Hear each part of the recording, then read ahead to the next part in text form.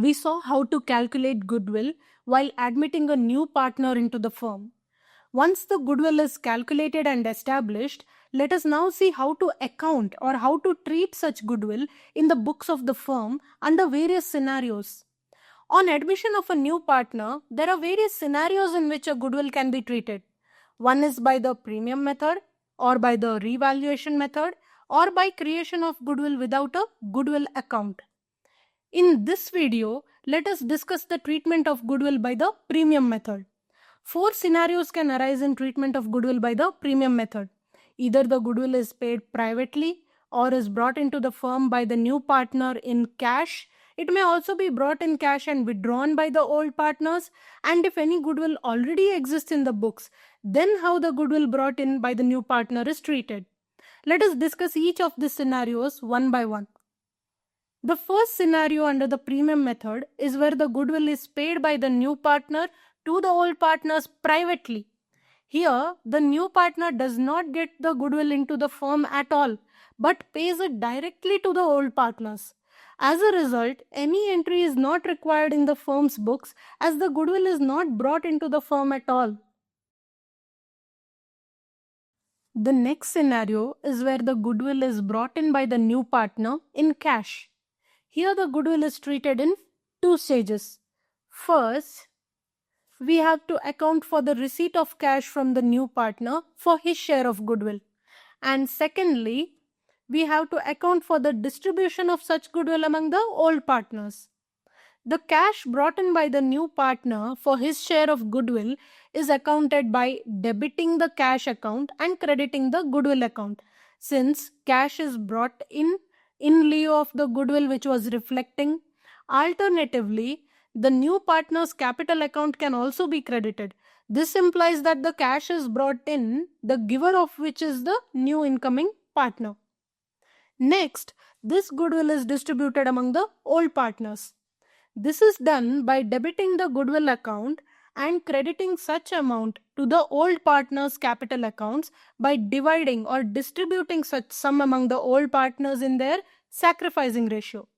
Alternatively, if we had credited the new partner's capital account while accounting for the receipt of cash, then the new partner's capital account will have to be debited while accounting for the distribution of goodwill.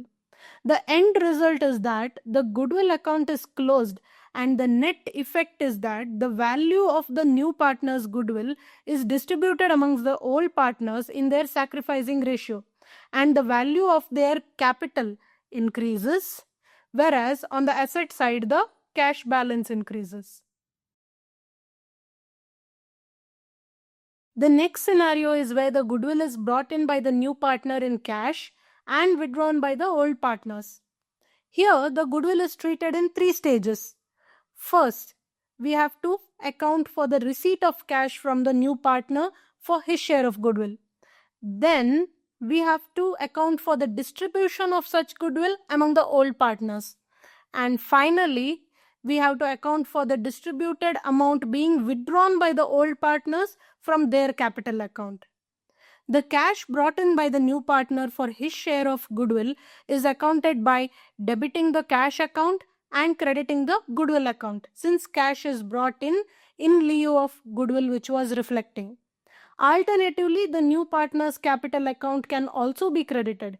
This implies that the cash is brought in, the giver of which is the new incoming partner. Next, this goodwill is distributed amongst the old partners. This is done by debiting the goodwill account and crediting such amount to the old partners' capital accounts by dividing or distributing such sum among the old partners in their sacrificing ratio. Alternatively, if we had credited the new partner's capital account while accounting for the receipt of cash, then the new partner's capital account will have to be debited while accounting for the distribution of goodwill. And finally, such distributed goodwill is withdrawn by the old partners. This is done by debiting the old partner's capital account and crediting the bank account or the cash account. This represents that the cash brought in as goodwill by the new partner has been withdrawn by the old partners, which they have received in their sacrificing ratio.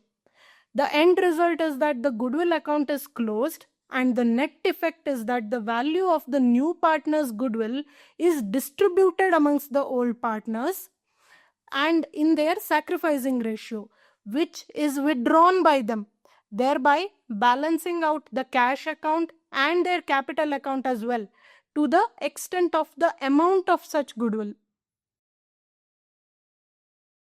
The fourth scenario in the premium method is where certain goodwill already exists in the books of the firm at the time of admission of the new partner, and the new partner also brings in his share of goodwill. Here the goodwill is treated in 3 stages. First, we have to account for the receipt of cash from the new partner for his share of goodwill. Then we have to account for the distribution of such goodwill among the old partners. And finally, we have to write off the goodwill that was already existing in the books of the firm.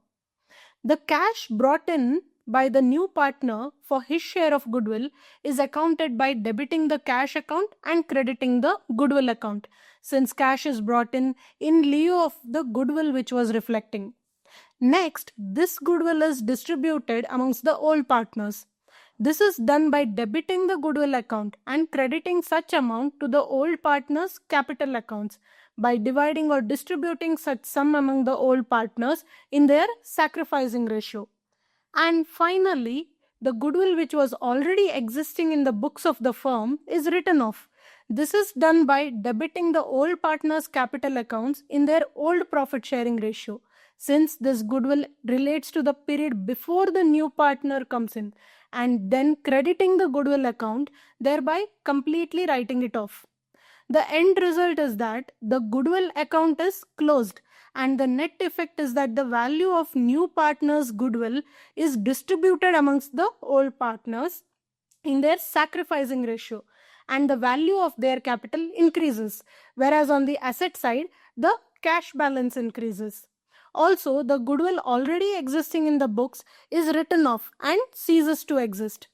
So these are the 4 scenarios that can arise in the treatment of goodwill by the premium method, which we discussed in detail.